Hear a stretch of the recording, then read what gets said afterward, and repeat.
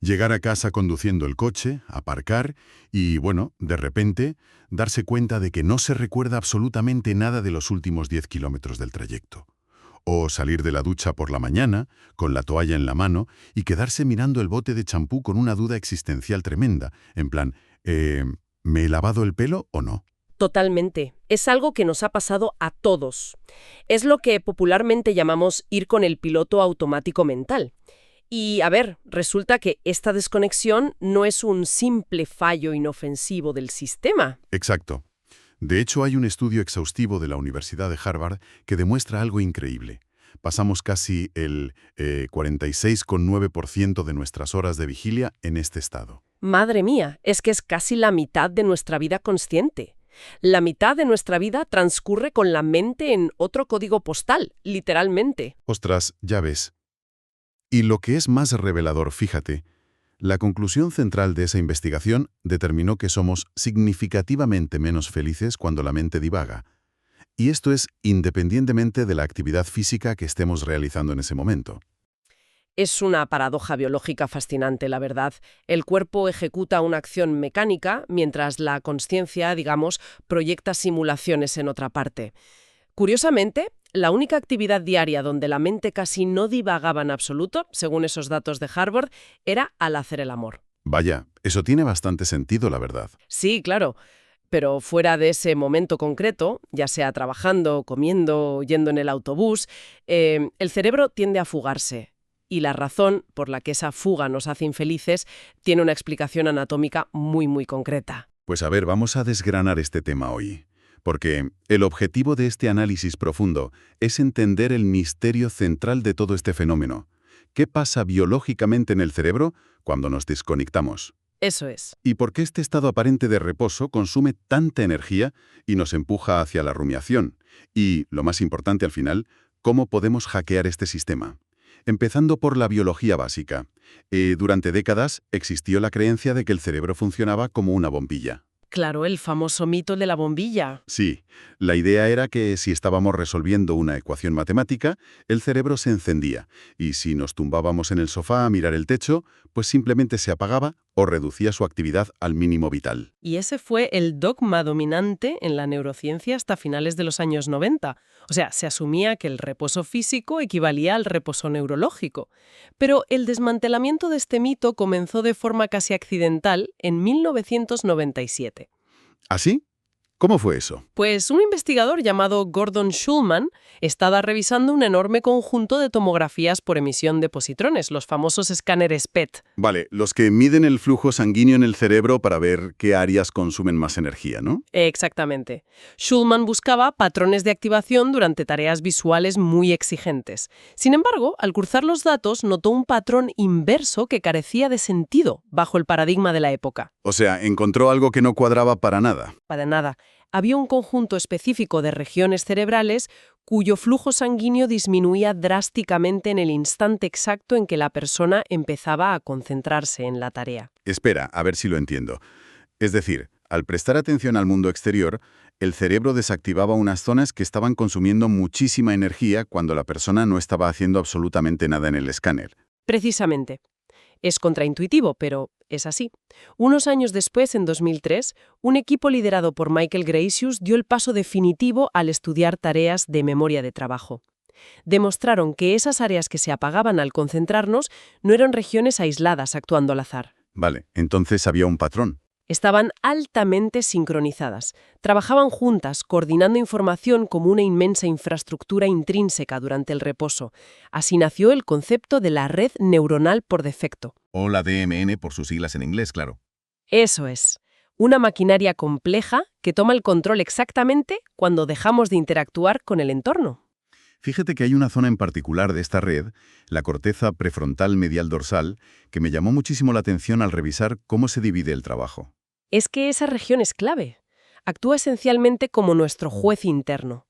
Su función principal es procesar información referencial sobre uno mismo. Ya, claro. Es la responsable de que de repente estemos fregando los platos y nuestra mente nos proyecte una imagen de algo súper vergonzoso que dijimos en una reunión hace 3 años. Y ahí estamos evaluando nuestro propio comportamiento sin venir a cuento. Tal cual. Nos castigamos a nosotros mismos. Y bueno, No trabaja sola. También está la corteza prefrontal ventral media, que se dedica a ponerle etiquetas emocionales a la información sensorial que recibimos. Y luego está la corteza cingulada posterior junto con el precunio medial, ¿verdad? Exacto. Estas últimas actúan como una especie de máquina del tiempo. Se conectan directamente con el hipocampo para rebuscar constantemente en nuestros recuerdos autobiográficos. Ostras. O sea, la interacción de estas tres áreas explica por qué el reposo mental rara vez es un lienzo en blanco. Mientras el cuerpo está en activo, esta red neuronal por defecto está integrando cómo nos sentimos, juzgando quiénes somos y organizando nuestros recuerdos. Y todo eso para intentar predecir el futuro. Es un trabajo metabólico colosal. De hecho, el cerebro humano representa apenas el 2% de la masa corporal, pero consume el 20% de la energía total del cuerpo. ¡Qué barbaridad! Y la mayor parte de esa energía no se gasta resolviendo sudokus, claro. Se gasta manteniendo activa esta red por defecto. Efectivamente. Pensando en ese inmenso gasto de energía invisible, creo que la mejor forma de visualizar este piloto automático es compararlo con un teléfono móvil moderno.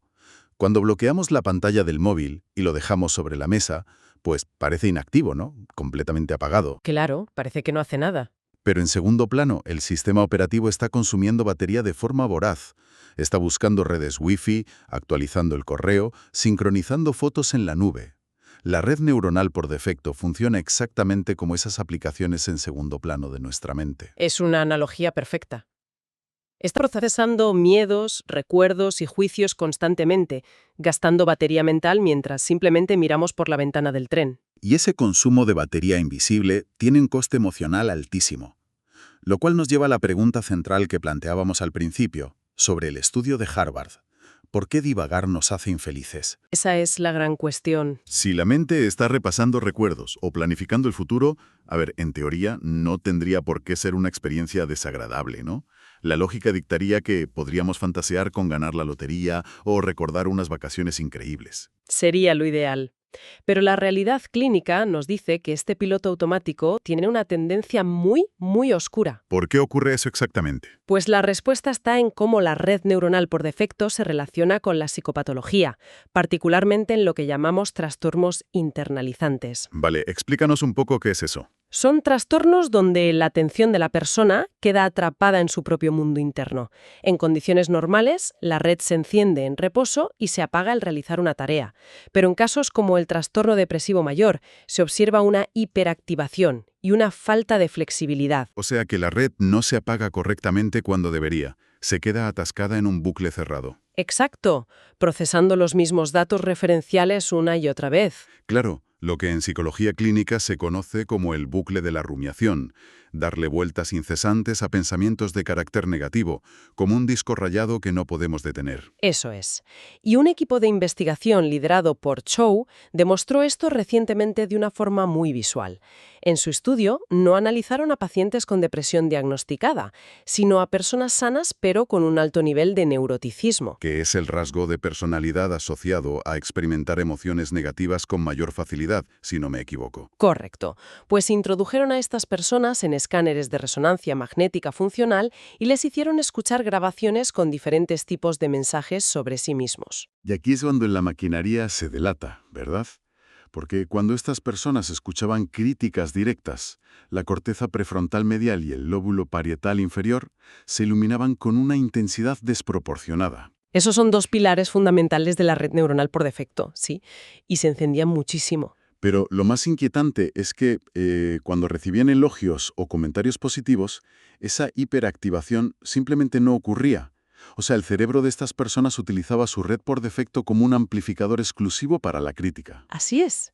Esto demuestra que existe una predisposición neurocognitiva real.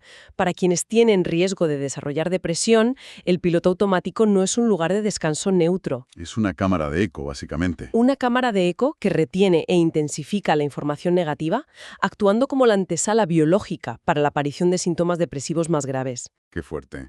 Entonces, si nuestro cerebro viene de fábrica, con este sesgo hacia la negatividad, y sabemos que pasamos casi el 47% de nuestro tiempo con la guardia baja, pues la gran pregunta es ¿cómo intervenimos? Hay formas de hacerlo. Porque, a ver, lavarse los dientes con la mano izquierda o contar cosas en una habitación están muy bien como trucos temporales, pero necesitamos entender cómo hackear este sistema a nivel conductual para salir del bucle. Claro, la clave neurobiológica para detener la rumiación radica en el concepto de competencia de redes. El cerebro no puede mantener la red neuronal por defecto y la red de atención ejecutiva funcionando a máxima capacidad simultáneamente. Es un juego de sumaceros. Exacto. Por tanto, para apagar el piloto automático hay que forzar el encendido de la atención ejecutiva. Y la forma más rápida de hacerlo es introducir novedad o exigencia sensorial. Ah, claro. Esa es la base de las interrupciones cognitivas intencionales. Introducir pequeños cambios absurdos en la rutina diaria, digamos, dinamita la predecibilidad del cerebro. Efectivamente.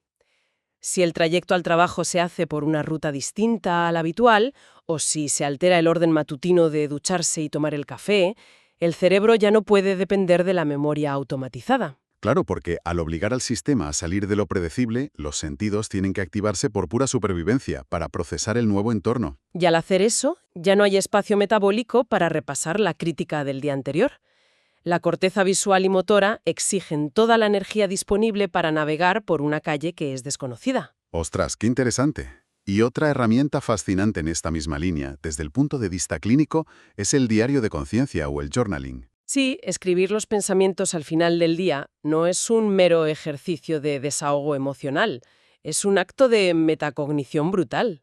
Claro, porque al plasmar las rumiaciones en papel, uno se ve obligado a utilizar los centros del lenguaje y el razonamiento lógico del cerebro.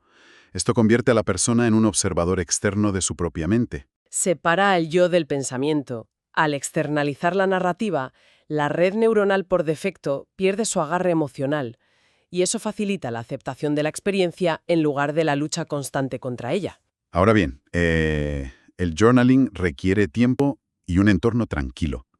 Pero, ¿qué pasa en medio de un ataque de ansiedad o un episodio de rumiación extrema en pleno día, cuando estás en la oficina, por ejemplo? Para esos momentos críticos, los protocolos clínicos recomiendan la técnica de anclaje, conocida como 5-4-3-2-1. Ah, sí. Implica identificar activamente 5 cosas que se puedan ver alrededor, 4 cosas que se puedan sentir físicamente, como el roce de la tela en la piel, 3 sonidos ambientales, 2 olores presentes en el entorno y, finalmente, algo que se pueda saborear. y esto, si lo analizamos a nivel fisiológico, es un misil dirigido directamente contra la red neuronal por defecto, ¿no? Totalmente. Durante un episodio de ansiedad, la corteza cingulada posterior intenta arrastrarnos al pasado o proyectar catástrofes futuras. Nos lleva al desastre. Claro, pero al forzar la identificación secuencial de estímulos visuales, táctiles y olfativos, se inunda la corteza sensorial primaria. El cerebro se ve forzado a procesar el peso del cuerpo en la silla y el zumbido del aire acondicionado en tiempo real. O sea, el anclaje sensorial secuestra los recursos metabólicos, cortocircuitando el piloto automático ansioso. Es decir, estas técnicas actúan como unos primeros auxilios psicológicos impecables. Cortan la hemorragia de la rumiación en el momento. Son muy efectivas a corto plazo. Pero, volviendo a la idea de la hiperactivación crónica que mencionábamos antes, a ver, me cuesta creer que un truco sensorial de 5 minutos sea suficiente para reestructurar un cerebro propenso a la depresión a largo plazo. Y tienes razón, no lo es. Tiene que haber una forma de realizar una, digamos, cirugía preventiva, un entrenamiento estructurado para muscular la atención de forma permanente y no depender solo de parches de emergencia. Y la hay. Para encontrar esa reestructuración a largo plazo, tenemos que adentrarnos en la medicina mente-cuerpo, un campo que está validado por instituciones como el Instituto Nacional de Salud de Estados Unidos. Ah, ¿y cuál es la intervención ahí? Pues la intervención clínica más robusta y estudiada en este ámbito es el programa MBSR, que fue desarrollado por el biólogo molecular John Kabat-Zinn en la Universidad de Massachusetts a finales de los años 70. Vale, el programa de reducción de estrés basado en mindfulness. Y creo que aquí es vital hacer una distinción clínica, porque la palabra mindfulness ha sufrido una tremenda dilución comercial en los últimos años. Muchísima. Se ha desvirtuado por completo. Se asocia erróneamente con poner música de la naturaleza y vaciar la mente sin más. pero el protocolo MBSR de 8 semanas es una intervención cognitiva súper rigurosa. Así es. El Colegio Oficial de Psicólogos detalla que su objetivo no es la relajación per se, es entrenar la capacidad de mantener la atención en el presente suspendiendo el juicio. El mantra clínico es parar y ver antes de actuar. Para lograr responder en vez de reaccionar. Y esa diferencia entre reaccionar y responder encapsula todo el problema biológico que hemos estado discutiendo hoy. Reaccionar es el monopolio de la red neuronal por defecto y la amígdala. O sea, se percibe un comentario crítico e instantáneamente el sistema nervioso detona una respuesta de lucha o huida, generando angustia. Eso es. Responder, por el contrario, implica crear un espacio neurobiológico de milisegundos donde se detecta el impulso emocional, se observa sin la etiqueta del juicio y se decide de forma ejecutiva cómo proceder. Vale, entiendo el concepto psicológico del espacio entre estímulo y respuesta, pero me interesa el mecanismo subyacente. ¿Cómo es posible que sentarse a escanear mentalmente el cuerpo o practicar la atención plena logre resultados fisiológicos tangibles? ¿Te refieres a cambios físicos reales? Sí, como la reducción sustancial de la presión sanguínea o la estabilización del dolor crónico en entornos hospitalarios que se ha documentado. Pues la explicación reside en el eje hipotálamo-hipófisis-adrenal, que es el sistema central de respuesta al estrés del cuerpo.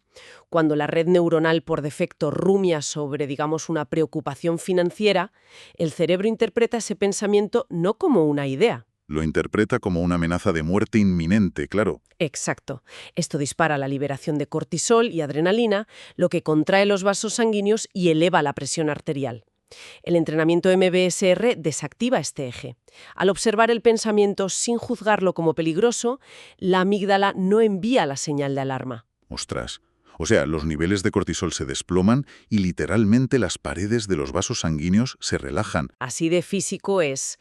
Y en el caso del dolor crónico, el mindfulness no elimina la señal nerviosa del dolor, pero desactiva las áreas de la corteza prefrontal que añaden el sufrimiento emocional a esa sensación física. Se cambia la relación con el dolor, no el dolor en sí. Ahora bien, para lograr esta neuroplasticidad, para que el cerebro realmente remodele sus conexiones, el programa exige un esfuerzo notable. No basta con leer sobre ello. ¿Qué va? Requiere mucha disciplina. Implica 8 semanas de práctica formal estructurada, como el body scan, que es un recorrido minucioso de la atención por cada milímetro del cuerpo, y también requiere práctica informal. Aprender a fregar los platos o caminar manteniendo el anclaje sensorial, sí. E incluye sesiones de inmersión intensiva. Exige sudar la camiseta cognitivamente, digamos. Totalmente. Y esto me lleva a pensar en una paradoja institucional innegable.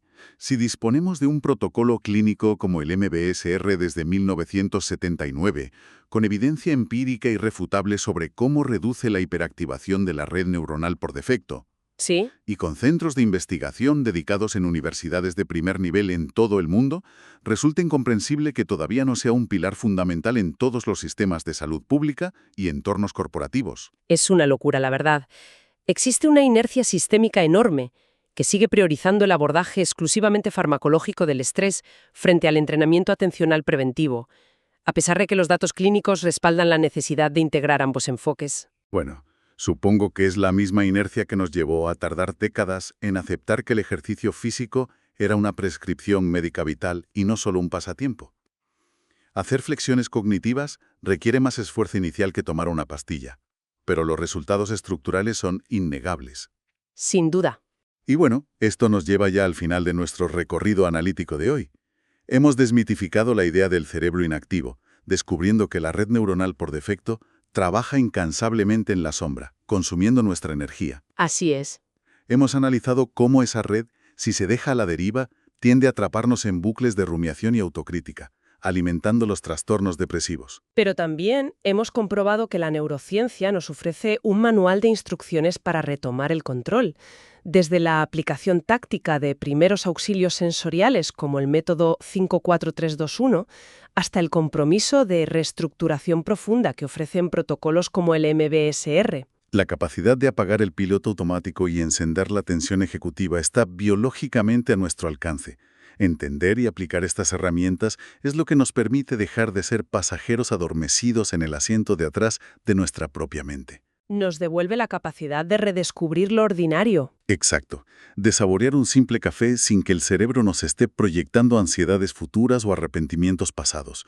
Nos permite evitar el único lugar donde realmente ocurre la vida, el presente absoluto. Qué buena forma de verlo. Y, a ver, para cerrar la exploración de hoy, hay una última reflexión que merece la pena dejar sobre la mesa para quienes nos escuchan. A ver, cuéntanos. A lo largo de este análisis, hemos hablado de la red neuronal por defecto casi en términos de confrontación, como si fuera un motor defectuoso que solo genera ansiedad. Pero la evolución humana es implacable con el gasto energético. Desde luego, la naturaleza no desperdicia energía. Pues si la selección natural ha dotado a nuestra especie de una red intrínseca tan masiva, que consume el 20% de nuestra energía vital solo para funcionar en segundo plano, tiene que albergar un propósito evolutivo esencial para la supervivencia. Qué interesante perspectiva. Quizás el objetivo último del internamiento atencional no sea declarar la guerra a nuestro piloto automático ni intentar erradicarlo por completo. Quizás el verdadero reto biológico sea simplemente calibrarlo. Calibrarlo, sí.